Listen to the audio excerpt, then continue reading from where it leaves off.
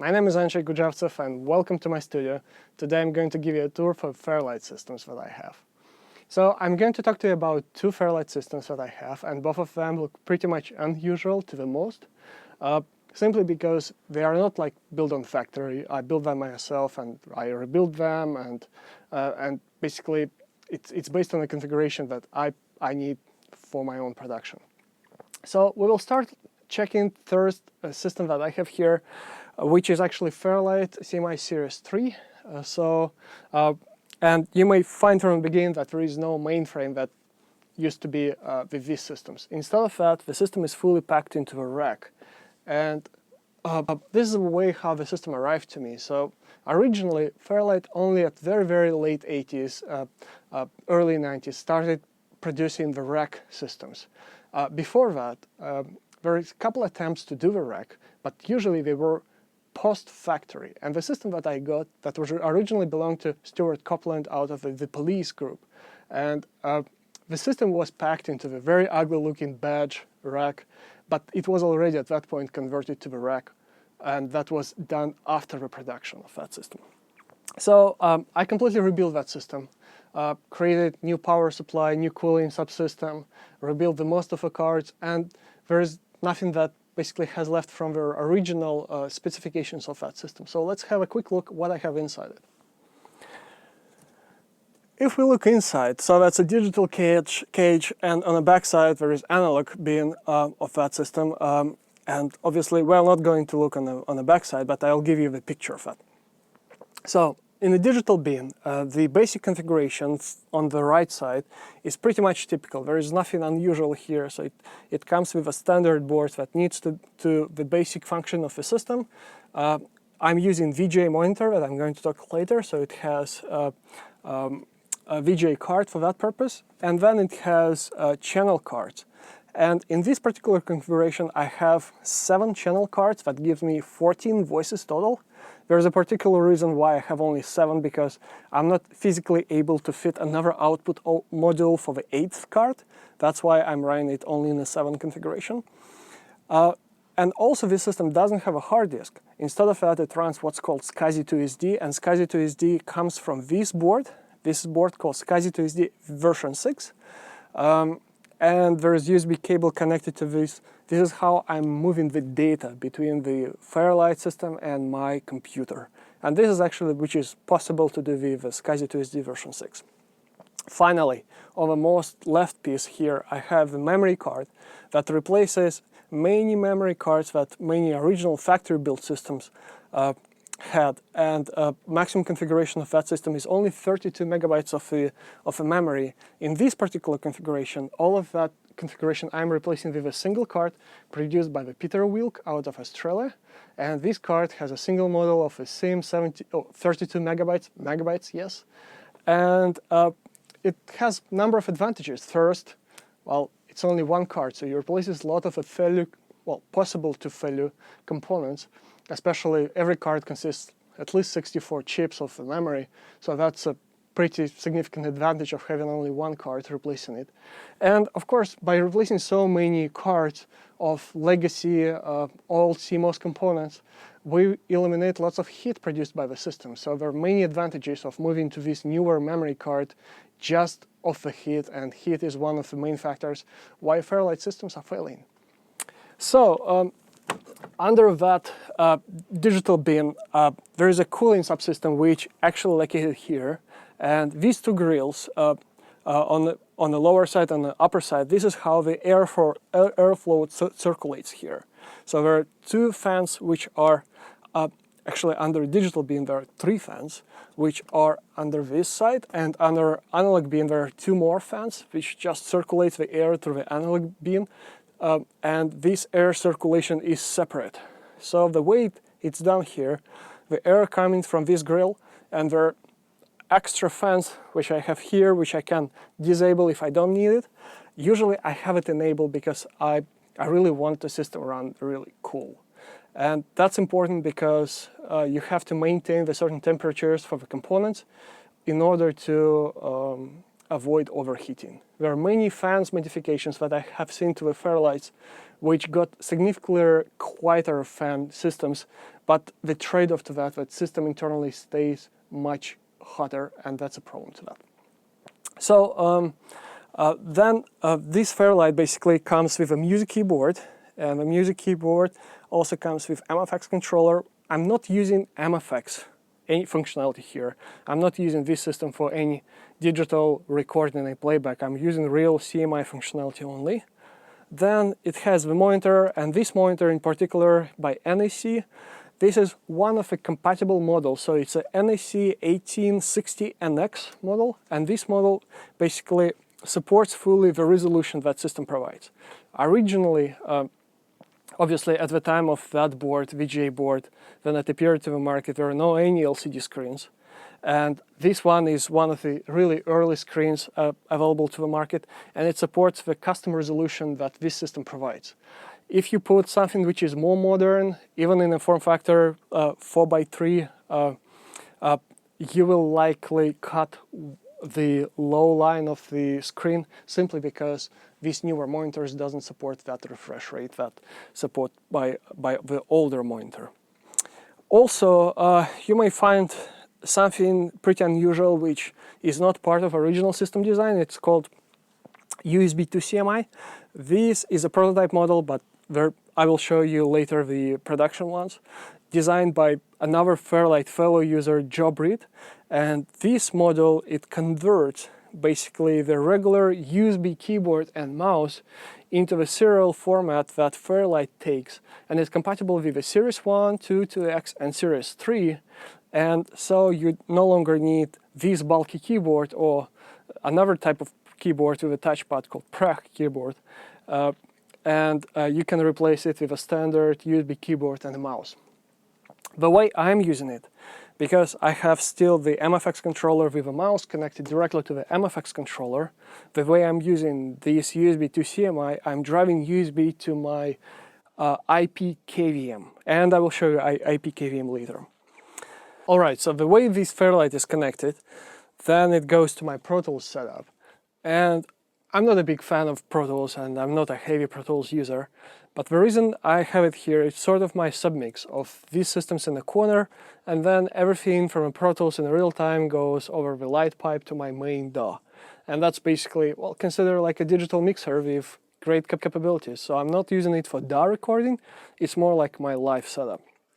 So all the channels from the 14 outputs, it goes to 1622 interface, which accidentally has 14 channels on the back, which is great. And this interface is connected to my Pro Tools HD rig, and then basically out of there I control all the balance between the channel configurations. I control my effects, I control all my EQing in a group way, so it's really convenient to do that. Prior to moving to the Pro Tools, and I'm really a big fan of our Sony digital mixer DMX R100, and I accidentally have two of these, so this is my second one, which just used to be dedicated to this Fairlight subgroup. And I do really like this mixer. The problem that there are many limitations that you have to deal with. You have to deal with 14 separate voices, the way how you set the groups, the way how you basically do the EQ of all the channels together and so on. So out of that, it's just faster to me to do that everything in a Pro Tools environment. So let's have a look here underneath the Pro Tools system. It drives, well, first of all, a couple of hardware effects, and I will show you later the reason I'm using these hardware effects. There's nothing which I can't replace with the software these days, but there are some particular reasons why I do have hardware effects here. So one of the effects units that I have is Roland SRV 2000 reverb, and I'm mainly using that for infinite reverb type of effects, and I'll show you that. Then I have Dynacord basic DRP15 reverb, which I have very lovely preset that I'm using for years, and also I have a Sony MP5, which is also a great small form factor effect unit, which I'm using here. Plus a couple of software effects, and that's it what I need for a Fairlight submix. you may also find that I'm using the foot controller, and I'll show you that as well in a separate video why actually I like it. And this is a Behringer controller. This is the second in my life, so I really like this product. It runs a special firmware which allows you to do lots of customizations, but basically I programmed it once and I forgot about that. So that's why it has these stickers on the what it actually sends, what commands, what CC channels, and once I did it, so I'm done with that. Now I'm using it with all my voices set up in exactly the same way. So now let's quickly power on the system and I'll show you how it's running.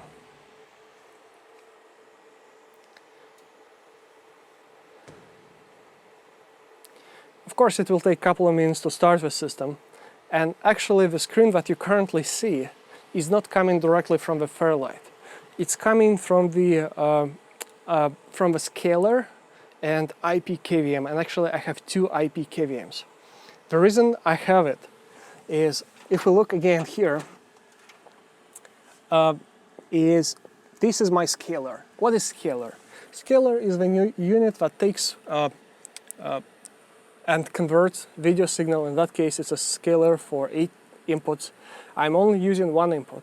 And that happened that this scaler by a company called Extron, it's able to recognize this custom refresh rate and resolution of a Fairlight screen. And the output of that scaler is normal. So then, if I put that scaler in the middle, I no longer need any old legacy monitor, and I can use it with all the modern monitors and have a complete picture without any cuts here. Also, this scaler, the reason I'm using it here, so you ask why you do that if you have an AC monitor which supports it natively, because right after this scaler I have two IP KVMs modules. And IP KVM is basically the unit which takes a video signal and it allows to share and access to this video signal over the network. So it can be through the web browser, it could be through the programs that are called VNC, and VNC is one of the protocols of communicating these signals. And I'm using two of them. Well, the reason is basically the cost. IP KVM is typically expensive units, and the two I have here, one is made by Evacent, and another is StarTech, and I will list both models in the link description. And one is capable to provide VNC screen, so I can get access to this screen through my iPad screen, and I'm using it a lot when I'm moving on the studio, so I don't need to look to the monitor. But another one is Evacent. It has much faster responsiveness, but unfortunately it only runs in the legacy operating systems because it heavily uses Java. And Java, as you probably heard, is no longer actively supported. It has lots of security holes, so operating systems tend to disable Java support, and that's the case, for instance, for OS X.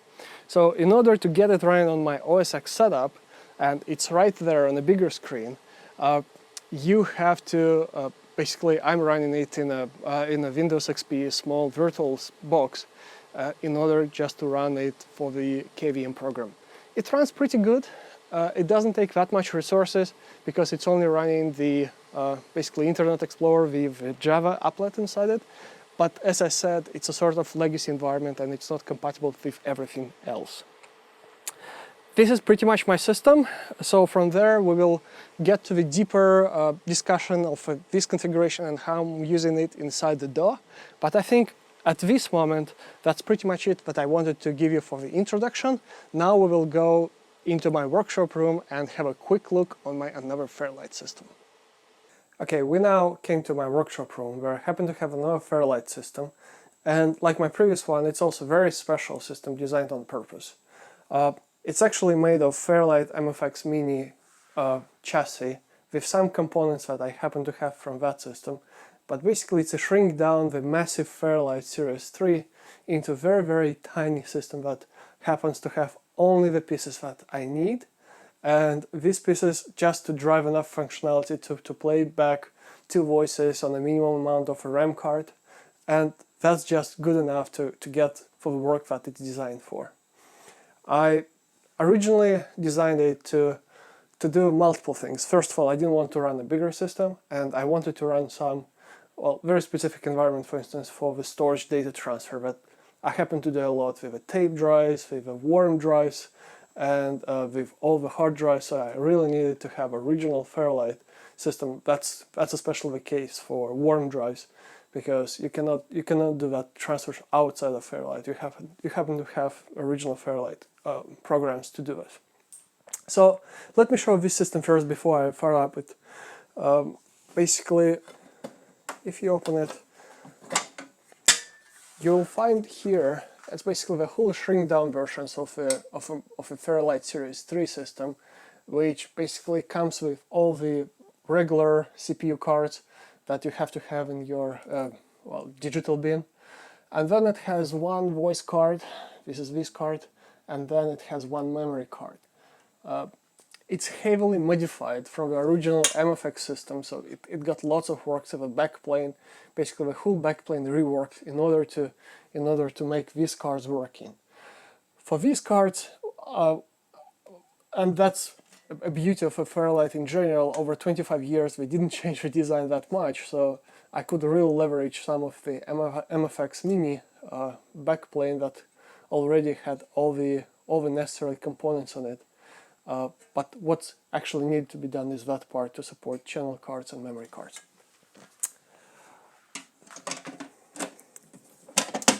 Also, unlike my other bigger machine, this system doesn't have a USB to CMI interface. Instead of that, I'm using a mini PC, which happened to run a Windows XP, so it's really small computer. It's just designed for purpose to run one application called CMI Control. And CMI Control is the app was developed in 2000 to actually convert the keyboard and mouse into the Fairlight format. In order to get it running, and now let's have a look on the backside, you have to connect it with a special custom cable to the keyboard port, which sits here, and you may see that I have one analog output card, and that's basically it. It still supports MIDI, so MIDI goes through the standard MFX input-output card, and now let me see how it's working.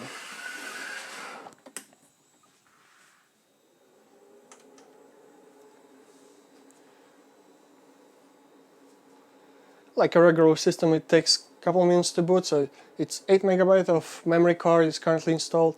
I also got it running with Peter Wilk's 32 MB card, but I don't need it really here because it's not just something that you would run on two voices. And it boots like a normal, so it has lots of rework in order to get this backplane and to get this MFX Mini system running properly.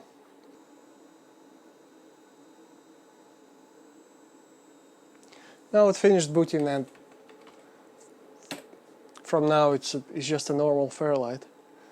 The only difference that it has one channel card, and you are limited to two voices only. But other than that, everything else is it behaves like a normal system. It supports MIDI, so it's actually really the most compact Fairlight system, Series 3, to the day today. What I also want to show you is a storage in this system, and here I'm also using the SCSI 2 SD emulator to replace the original hard drive, because it makes no sense to keep it running, and it's just installed inside the removable enclosure in that case, and this is a SCSI SD version 5. So the main difference between version 5 and version 6, that version 5 doesn't support the USB for the data, it only uses USB for the configuration, while version 6, as you may already have seen, it supports full communication also for the data transfers. So if I want to copy the data from this SCSI SD version 5 to my, I don't know, computer or do a backup purposes, I have to physically remove the micro SD card, put it to the card reader, read it, or I have physically disconnect the SCSI and connect it to the system that has a SCSI port in it. So with that, that's pretty much the environment that I have. I don't have a regular systems, as you may have found. And see you next video. Thanks.